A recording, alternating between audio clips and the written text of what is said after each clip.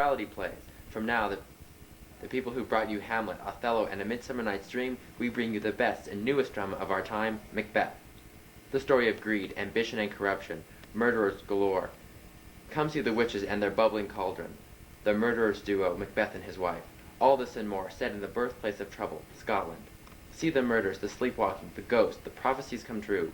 Feel the injustice of it all as innocent people are doomed to their death by that blood-mad fiend, Macbeth. Here's some of the most stirring language spoken since Shakespeare's bloody balcony scene. Is this a dagger which I see before me, the handle toward my hand? Come, let me clutch thee. I have thee not, and yet I see thee still. Art thou not, fatal vision, sensible to feeling as to sight, or art thou but a dagger of the mind, proceeding from the heat of pressed brain?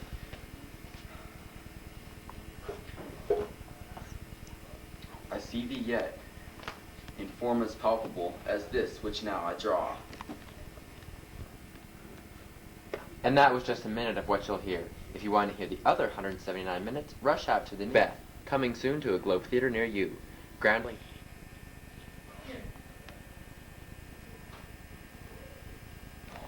And we're back. Now a special treat. We take you to Stratford-on-Avon. Is that where the Avon lady came from? No, Dick. That's where the great dramatist Shakespeare lives. We take you there live to answer the questions of English students everywhere regarding his works. Mary Beth Pedrusky, our on-the-scene reporter, takes us live to Stratford-on-Avon, England, 1606.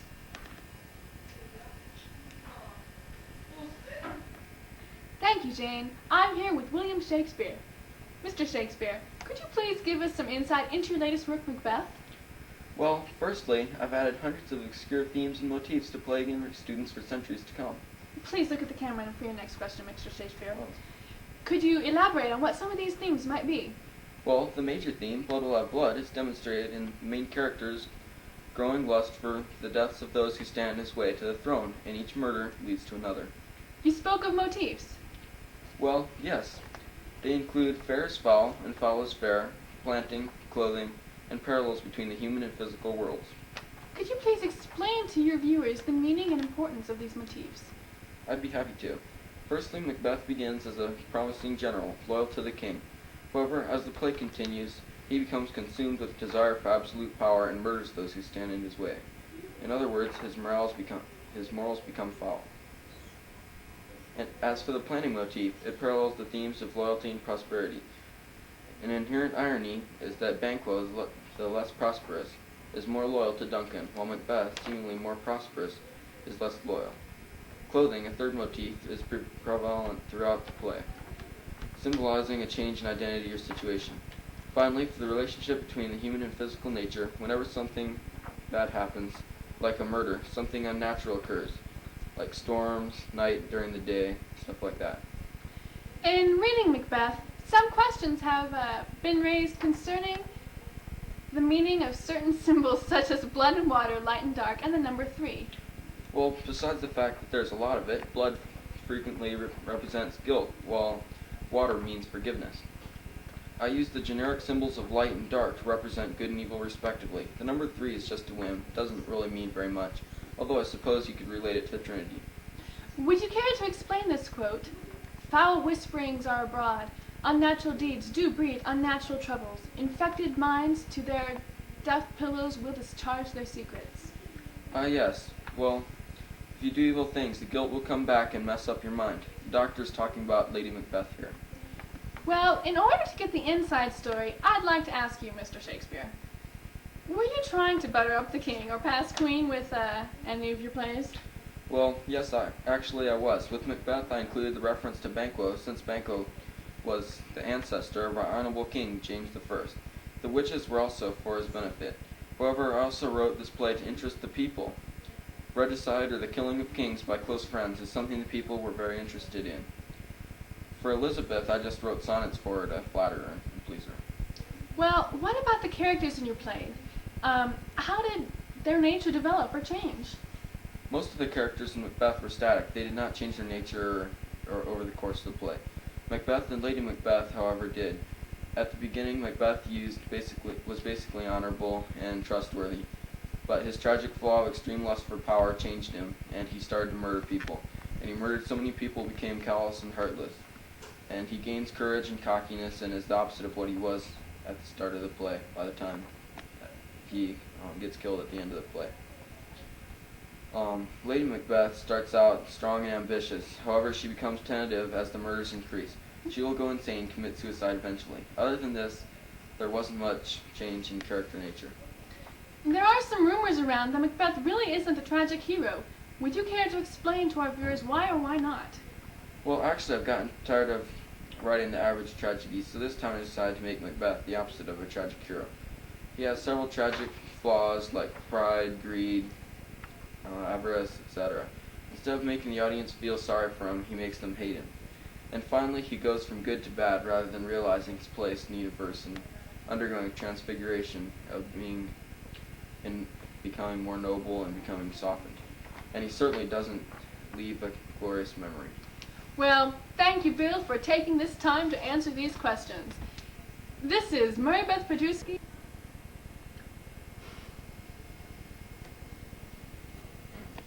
We now bring you our news brief. Our beloved Virgin Queen Elizabeth has defeated the Spanish Armada. Spain, angered by Sir Francis Drake's raids on their ships from the New World, came to attack us yesterday. However, our smaller and more maneuverable ships, plus God's intervention through a storm, sent the Spanish fleeing. You know, Jane, I'm so glad Mary died so Liz could be our queen. Yes, that was a bloody period in our history. In other news, Sir Walter Raleigh has responded to Chris Marlowe's poem, The Passionate Shepherd to His Love, in the nymph's reply to the shepherd. In this poem, the nymph cruelly turns down the shepherd's love, offer of love, on the grounds that his youth will not last. You know, this feud has been going on for quite a while. Yes, but I think I know who's going to win. My sources tell me that Raleigh is soon to be imprisoned for his philandering with a court lady. And you know it's not the first time for that. Well, perhaps you should stick to exploring new worlds instead of new women. Maybe Marlowe will beat him to the tower. You know how well he is for his fetish and intrigue for the brawl. Well, this is Jane and Dick signing out for Channel 5, bringing you the latest news on the spot. And now to Whitehall for Queen Elizabeth's State of the Kingdom address. My loyal subjects, as you all know, during my father's reign, the period of enlightenment grabbed hold of the country. Through my father, King Henry VIII, a Protestant church was brought in. Without the yoke of the papists upon us, the emphasis of the capacity of the human mind and achievements to the human culture, humanism began to flourish.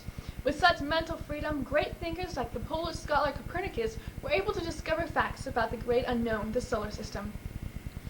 Their discoveries put to death the old theory of an Earth-centered universe and opened our eyes to the fact that the Earth revolves around the sun. This and the end of feudalism broke away the great chain of being. It also led to far more useful discoveries, such as that of the New World by Portuguese and the Spanish. When my father died, the crown fell to my brother Edward VI, and with it the duty to lead this country down the path of enlightenment. Unfortunately, the reign of my brother was cut short by his untimely demise. This country fell into the hands of my Catholic half-sister. During her terrible and bloody reign, the learning and our great search were persecuted.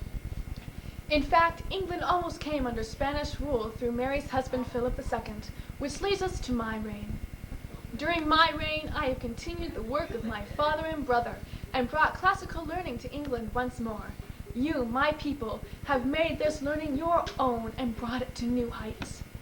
Through such scholars as Wyatt, Surrey, and Sir Thomas More, not only the English Renaissance, but its literature have been brought to full flower.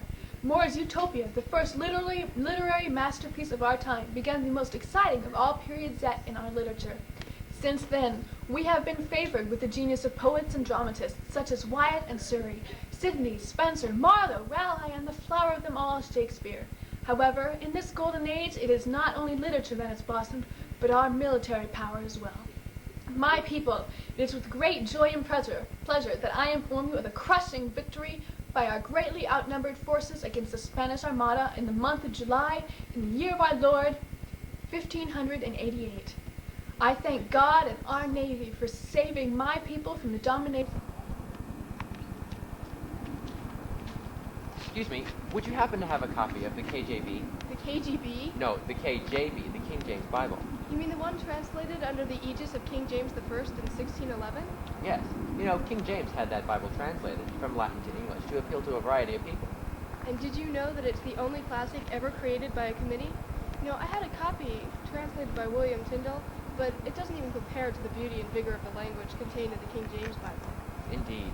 Might I suggest reading Psalm 8, one of the many lyrical poems meant to be sung? But don't forget the repetition and imagery contained in it. So, A maiden queen that shone as Titan's ray, in glistering gold and peerless, prettiest stone, yet her bright blazing beauty did essay, to dim the brightness of her glorious throne, as envying herself the too exceeding shone. I wrote that for her, and she didn't even care. She just passed it off and gave all her favors to Raleigh. I'm never gonna get to be poet laureate. No! Cheer up, Spencer. You may get to be poet laureate yet. I hear Raleigh's been riding with one of the court ladies, and you know what kind of mood that puts Liz in. Besides, if you think you've got a problem, listen to this. I've got this question a girl see, and I've been writing her these sonnets. I even made a sonnet sequence for her. So now she's immortalized, and she still won't give me the time of day. A rosy garland and a weary head. And if these things as being thine by right move not thy heavy grace, thou shalt in me livelier than elsewhere Stella's image see. Now tell me, if you were a girl, wouldn't that make your heart go bushy? Absolutely, Sydney. What can these women be thinking of? I even invented a new sonnet form for her. A daring experiment. It could have ruined my career. It's a 9-line stanza, with 8 of the lines in iambic pentameter, and the last in Alexandrine with an extra foot. That was a daring thing to do. Maybe that's why Liz doesn't like my poetry. Hello, Chops. Hello there, Chops. Oh, well, it's not going well, Will. Not well. Women are giving us the runaround. My lady love. And Spencer here is in the depths of despair over the brush off he received from Queen Liz. I understand. Dark Lady can't stand all flattery in my sonnet. She hates the sonnet conventions and immortalization and such. So I broke all the rules and I wrote a truthful sonnet. My mistress's eyes are nothing like the sun. Coral is far more red than her lips red. If snow be white, why then her breasts are dun. If hair be wires, black wires grow on her head. And how did he react? Like the shrew that I described her. She spit fire and furted fire. Women! But why do we have so many problems with the so-called fairer sex? We're everything they want us to be. Romantic and sensitive. And then there's that old man Wyatt, who was none of those things, and he was constantly on the hunt, and he always won the prize. That's not true. Remember the phrase, noli me tangere. That witch Lynn had him twisted around her 6th finger. Face it, boys, they've got us where they want us, and no man yet has seen the route to escape. A toast to a lover and his lass. With a hey and a ho and a hey, I know. That's a good idea. I think I'll use it in one of my plays. An interesting trend is forming, our increasing fascination with patterns and ornaments. We British have begun to ornament our clothes to the point of ridicule by our mainland neighbors. This trend, however, is not just one of fashion. It has infiltrated even our tastes in the arts. New musical forms like the madrigal, a 12-part choral work, and new poetic forms like the sonnet and sestina, that involve inexorably complicated rhyme and rhetoric, appeal to our love of the artificial. These very patterns make up the base of the great chain of being, lending poets a veritable font of illusions, symbols, etc.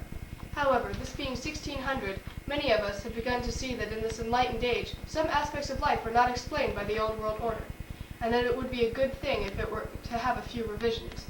Well, that's all for now. See you next week on A Minute for Thought.